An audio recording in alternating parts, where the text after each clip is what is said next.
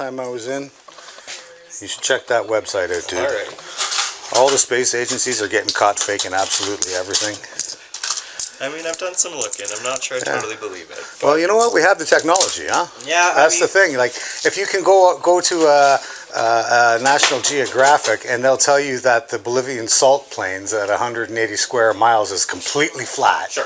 And they'll tell you that Kansas is literally flatter than a pancake. Right. You know, we have the technology to measure. Yeah, and like You know? I've just seen certain tests done. There's the gyroscopic compass test you can do. Yeah, That yeah. even if you lock it into the hyperbolic chamber and that kind of thing, it's still registering a rotation and axis of the Earth. So Yeah, but you're assuming it's a rotation of the axis of the Earth and what not else the would it ether. be demonstrating? It could be demonstrating the ether around us that's moving. you provide me some empirical evidence for the ether. Well, you gotta put empirical evidence the other way and test it as well. Well, there are other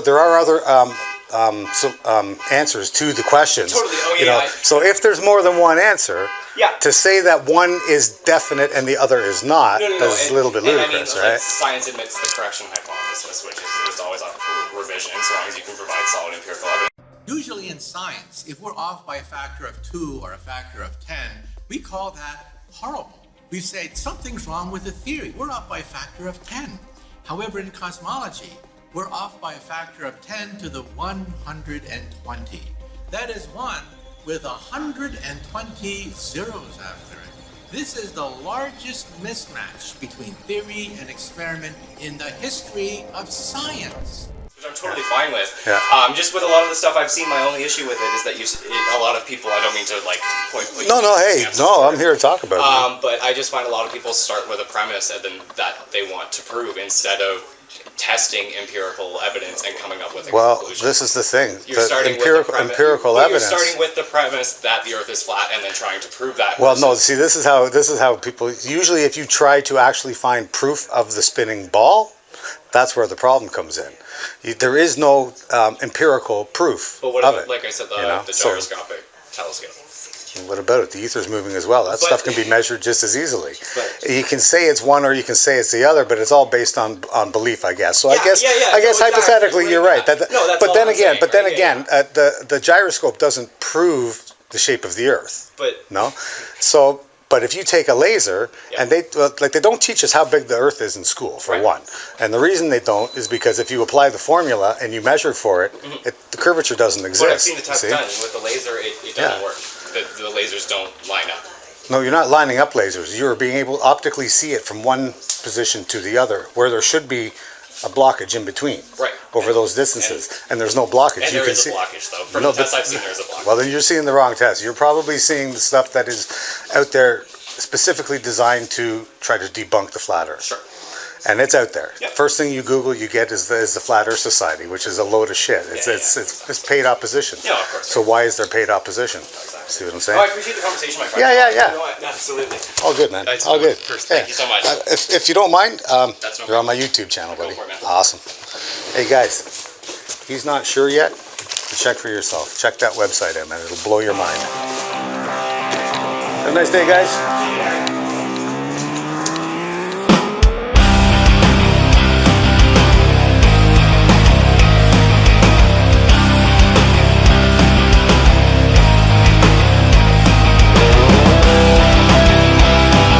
You know these guys? Take this, man. Take this. Take this. Yeah.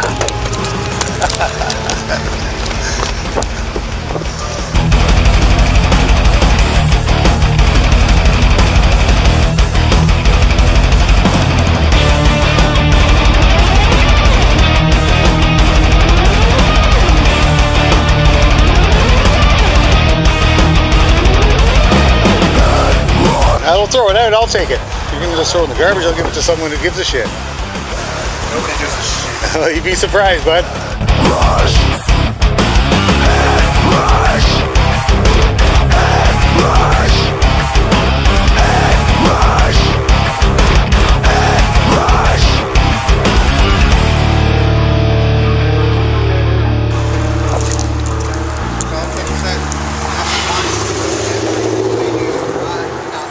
Yes, they are. You won't believe it till you see it, buddy. Seriously. I just checked. What does it hurt to check the website? There's a website here. Yeah, Flat Earth 101. Yeah. Checked it out. Yeah, Have you Googled space bubbles? Yeah, it's a bit absurd. Yeah, a bit absurd that they're getting caught, or I mean, they're hanging from wires and they're getting caught using CGI overlaps. I mean, they're just that's outright a huge busted. object being held up by a wire mass. What are you talking about? No. This is Flat Earth 101. This is just a rough diagram of the actual model that we're talking about versus the globe Earth.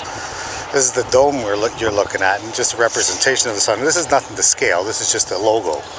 Okay, but if you check out the website, and it'll take you to videos that'll show you the shit that NASA is doing. They're absolutely faking everything. I kid you not, I couldn't make this stuff up if I tried. Believe me, I was like you. When I first heard of it, the first thing I thought is absolutely ridiculous. The second thing I tried to do is try to debunk it. Well, here I am handing out flyers now, huh? Isn't there a test proving that the Earth spins? Well, there's all kinds of supposed tests that the Earth spins, but do you know what the nature of a gyroscope is, correct? Yeah, it spins. It's a spinning top. Yeah, well, a gyroscope is rigid in space. Yes. That is the characteristics of it. Yes. So if an airplane is flying straight across... Yeah, sure. So if an airplane is flying, okay, around a ball, yes, but the gyroscope is giving it a artificial horizon to follow, at what point does it start to roll back the artificial horizon as the plane is going straight and the ball is continuing down? A gyroscope is to keep the level plane, or the plane level. Yeah. So how does... It follows gravity. The gyroscope also has an assisted gravity. No, it defies gravity. It's rigid in space. It is. Gravity has nothing to do with the implications of the gyroscope. I'm trying to think. So if a gyroscope is a rigid object in space and it flies level... Yeah. It represents... Okay, how it works when an airplane is when an airplane is on the ground, they spin up the gyroscope. Yes. That gives them their level, their horizon. When it takes off like so, the gyroscope, the horizon rolls. Yes. Yes. Until they get up to their altitude, and then they level off to the position they were on the ground. Right. So that's how the gyroscope works. It remains level so that they follow that level. Well, if they're going 600 miles an hour, it's only a matter of minutes before the Earth starts to drop out from underneath that. So how does a gyroscope that is rigid in space to maintain a level flight path based on the horizon where it started on the ground? Yeah. You understand? I'm trying to think. Yeah, I know. That's how it starts, buddy. That's how it starts. You got to think. That's the key. But the thing is, they do. They do what? They do stay level. Yeah, exactly. Yeah, funny enough, I'm a pilot. Exactly. I have my pilot's license. Yeah, but they teach you to fly on a flat, level plane.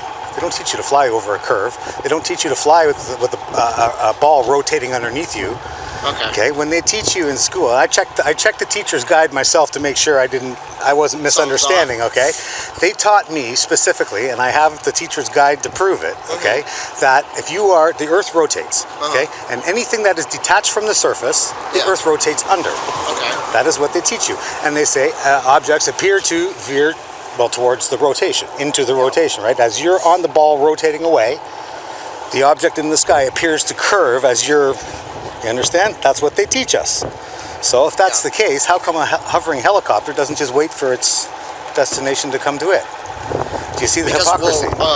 When you're flying, so let's say the Earth is spinning, right? Yes. So we're in an atmosphere. We can't feel any rotation right now, right? We are.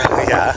So we can't feel any rotation. You ask me, it's because there is none. Yeah, we're on the object. Yeah, we're on the object. Okay. We're used to it. Like when you're in a so car, then why do they teach you that something that is detached from that object is now in the atmosphere that you are rotating away from? Yeah, you are. Yeah, you're attached as you rotate away from the object. They say that is detached. Yeah. And it's flying a straight line, but it appears to curve because you are rotating away from that object that is still in the sky, in the air, in the atmosphere that you are rotating under. Do you understand? But you're still rotating with it. But the object that is detached is not, right?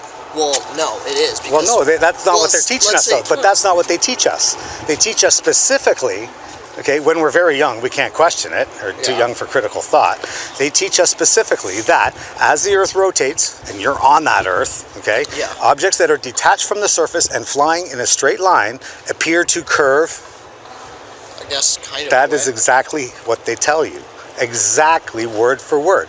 They talk about the atmosphere at the very beginning of the teacher's guide, and then right from that, without talking about any other objects, they go directly to other objects, such as airplanes and ships, okay, appear to curve accordingly to the rotation.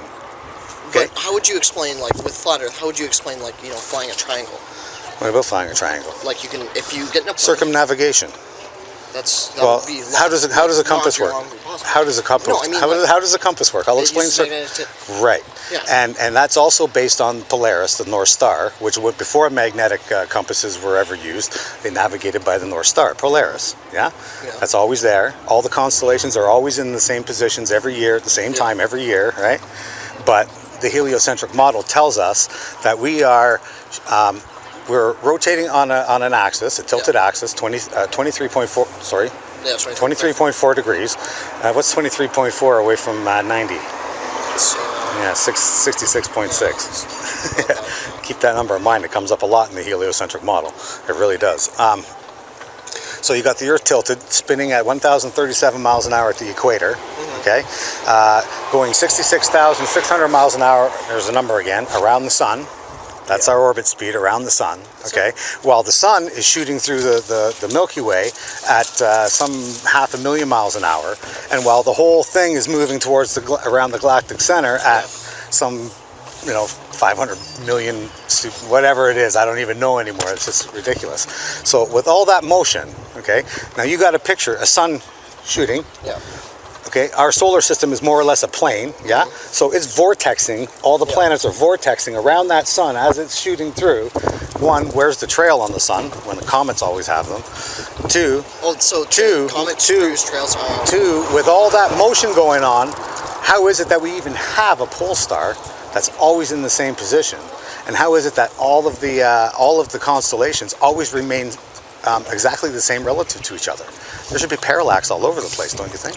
Well, I mean, like for example, the distance. So see, like the top of the church spire over there, right? Yeah.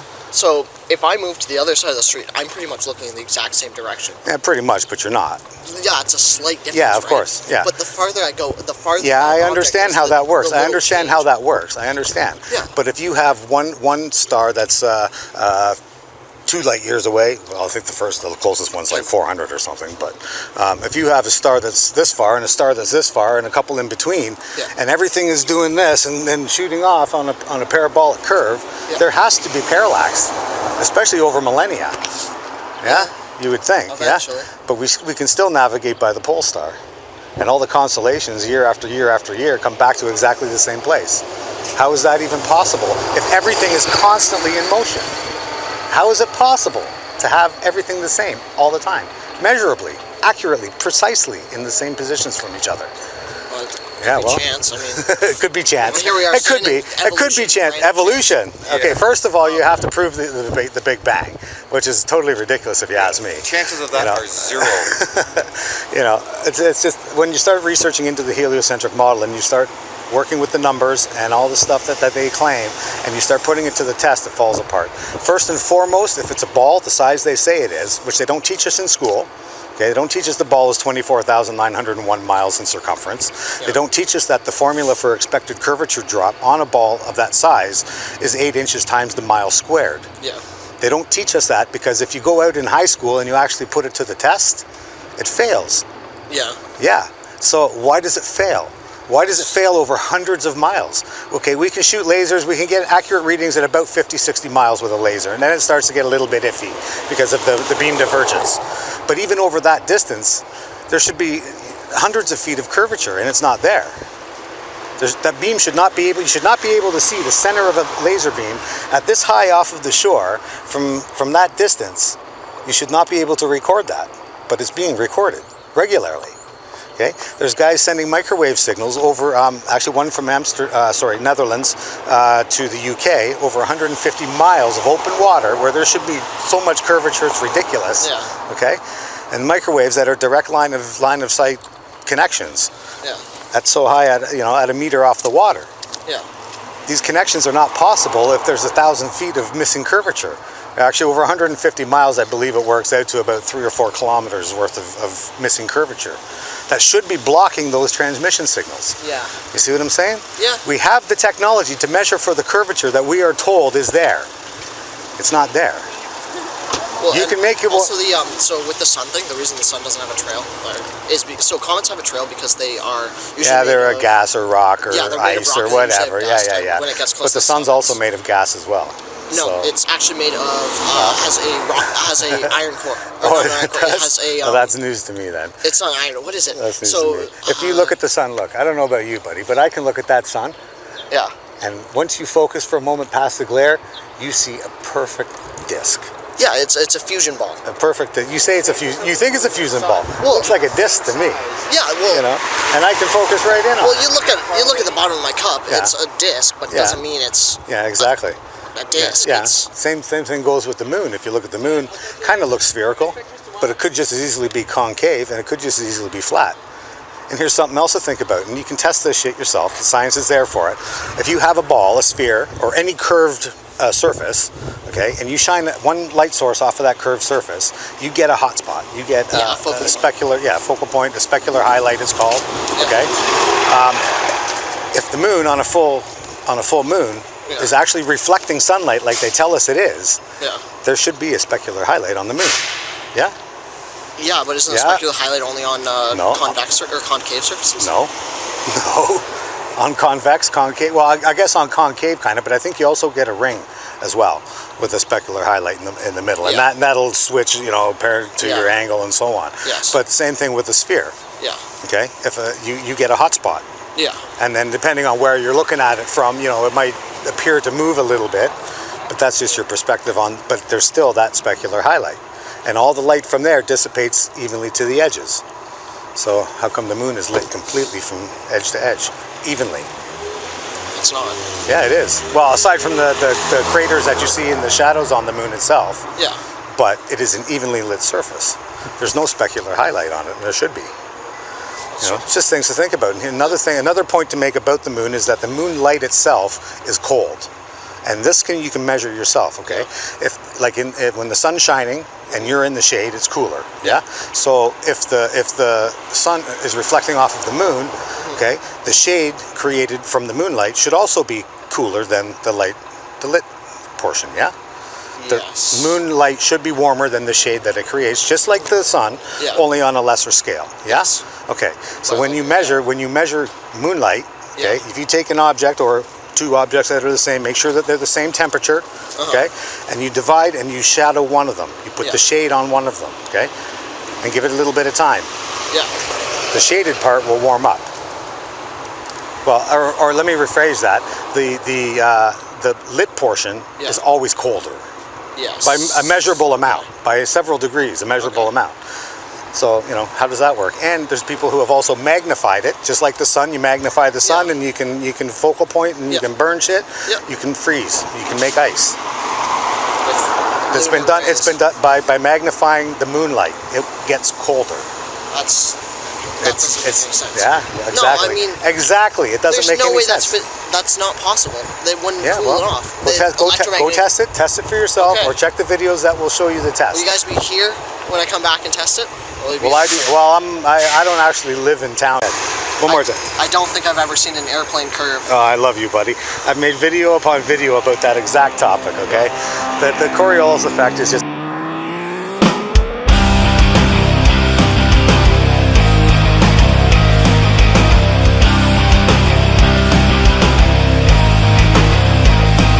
The Earth is flat, huh? Check it out. Check that website out. It'll blow your mind. Listen, all the space agencies are getting caught faking everything. I know it sounds ridiculous. I know. I thought the same thing. Until I see some astronauts hanging from wires and how they use their CGI. Yeah, dude, I'm telling you. It's unbelievable, but when you see it, you'll go, holy shit. No kidding, buddy.